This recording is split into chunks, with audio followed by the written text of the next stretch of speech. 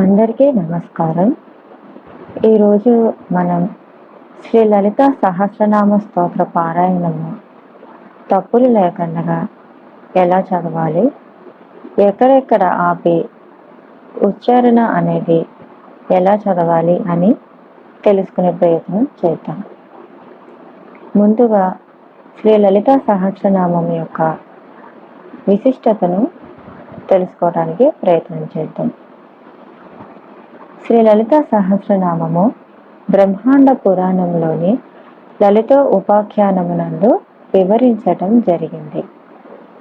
శ్రీమాత ప్రాదుర్భావమును ప్రభావమును వినిన తర్వాత అగస్త్యుడు ఆ తల్లి లాలిత్యమును స్మరించేందుకు నామతారకము అనుగ్రహింపవలసిందిగా హయగ్రీవుణ్ణి కోరుకోవటం జరిగింది.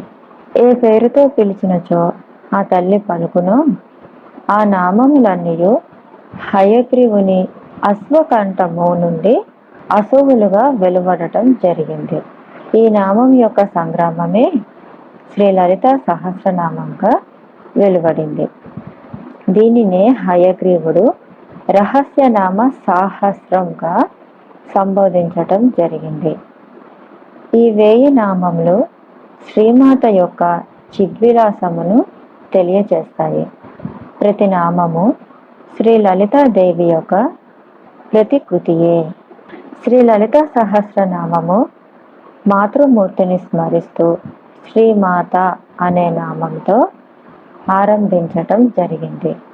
మాతృభావముతో దేవిని ధ్యానించుట వలన సామాన్యముగా ఇటువంటి ఉపాసనలో సంభవించడి ప్రమాదములు ఇక్కట్లు రాకుండా శ్రీరామ రక్ష లభిస్తుంది. త్రికరణ శుద్ధిగా శ్రీమాతను నమ్మి ఆరాధించిన వారికి ఆమె కారుణ్యము, వాత్సల్యము, అనుగ్రహము తప్పకుండా లభిస్తాయి. ఈ సహస్రనామం చదివితే జీవితము తరించునని పరిపరి విధాల హయగ్రీవుడు వివరించటం జరిగింది. ఈ నామములు జపించటం వలన ఆత్మసాక్షాత్కారము పొందటము లలితా సహస్రనామ పారాయణము ఉత్తమమైన మార్గమని ఫలశ్రుతి చెప్తుంది. రహస్యానాం రహస్యంచ లలిత ప్రీతిదాయకం.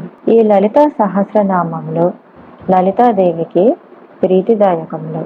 ఈ స్తోత్రమునకు సమానమైనది ఇంతవరకు ఏదీ లేదు. మన వేదంలో చెప్పబడినట్టు త్రికరణ శుద్ధితో ఆ జగన్మాతను సేవిస్తే అభీష్ట ఫలాన్ని ఇస్తుంది.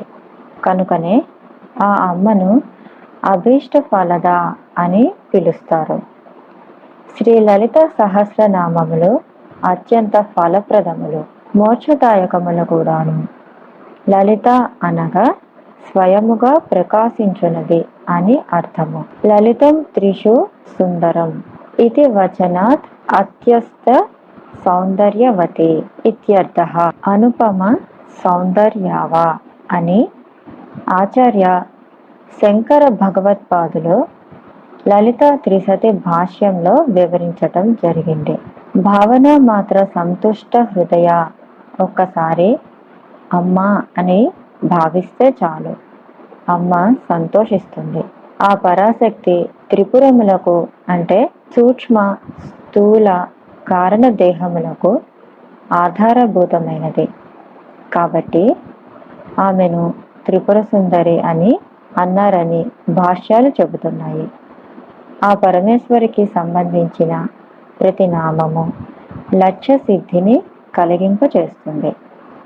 శ్రీ విద్య, శ్రీ చక్రోపాసనలో శ్రీ లలిత సహస్రనామములు, లలితా త్రిశతి, ఖడ్గమాల, శ్రీ లలిత అష్టోత్తర శతనామము మొదలగు వాటి పారాయణము మరియు షోడశోపచార పూజ ఇత్యాదులు ప్రధాన అంగములు. అత్యంత మహిమాన్వితములైన శ్రీచక్రార్చన, శ్రీ లలిత సహస్రనామ నిత్య పారాయణ సకల కష్టములను తొలగించి సర్వార్థ సిద్ధిని కలిగించుటకే కాక మోక్షాన్ని కూడా కలిగిస్తుంది. అందుకే మోక్షేక హేతు విద్యా సా శ్రీ విద్యైవ నా సంశయః అంటుంది లలిత త్రిశతి స్తోత్రం. ఆ జగన్మాతకు దుష్టగ్రహ నివారిణి అని పేరు కూడా ఉంది. ఆ తల్లి అనుగ్రహం ఉన్న వారికి ఏ గ్రహము ఎక్కడ ఉన్నను కష్టం కలగదని, జన్మ నక్షత్రం వలన కానీ జాతకము వలన కానీ గ్రహములు ప్రతికూల స్థితిలో ఉన్నప్పటికీ ఈ జగన్మాత నామ పారాయణము వలన తొలగిపోతాయి. ఈ అక్షరాలకి ఒక్కొక్క అక్షరానికి ఒక్కొక్క విశిష్టమైన అర్థములున్నాయి. కావున ఉచ్చారణ అత్యంత ప్రధానము. ఆస్తిక మహాజనులు, శ్రీ చక్ర ఉపాసకులు శ్రీ లలితా సహస్రనామ పారాయణము చేయదలుచుకున్న వారు శ్రద్ధతో సావధాన చిత్తులై ప్రశాంత మనస్కులై నిదానముతో ముందుగా అభ్యాసము చేసి తదనంతరము ఉపాసనోన్ముఖులైతే శ్రీమాత కటాక్షమును సులభంగా పొందవచ్చు. శ్రీ సుందరి సాధకం పుంగవానం భోగస్య మోక్షస్య కరస్థ ఏవ అని అన్నట్లు ఆ స్తోత్ర ప్రియమైన ఆ పరమేశ్వరి ప్రీతి చేత లౌకిక సుఖములను మోక్షములను కూడా పొందవచ్చని తెలుసుకుంటున్నాం.